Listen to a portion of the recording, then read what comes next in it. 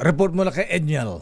Ang active shooter drill ng Department of Education na inurong sa unang linggo ng Setyembre. RH52, Edniel Parosa. Edniel. Lakay at Sister L, inurong ng kagawaran sa edukasyon ang nationwide simultaneous school safety drill for active attack incidents sa susunod na buwan ng Setyembre. Ayon sa DepEd, ikakasa ito sa first week ng susunod na buwan, pero saka pa lamang i-anunsyo ang magiging partikular na petsa.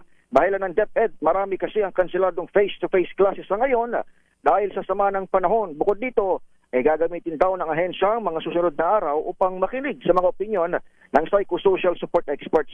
Nauna lang sumulat sa DepEd ang Philippine Psychiatric Association at Philippine Society for Child and Adolescent Psychiatry o Psychiatry para sana i-postpone ang programa kasado sana bukas, August 25. Sa kanilang joint statement, binigyan din ng mga eksperto na baka pagkaroon ng pangmatagalang psychological effect sa batang active shooting drill. Gagawin itong drill matapos ang pamaril ng isang grade 8 student sa loob ng Ateneo de Zamboanga. Isa lamang ito sa 50 ng kaso ng school incidents na kinasasangkutan ng mga minors mula June 16 batay sa datos ng PNP. Pinakamarami rito ang bomb threat o umabot sa 26, sinundan ang 12 shooting threat at 2 aktual na pamaril.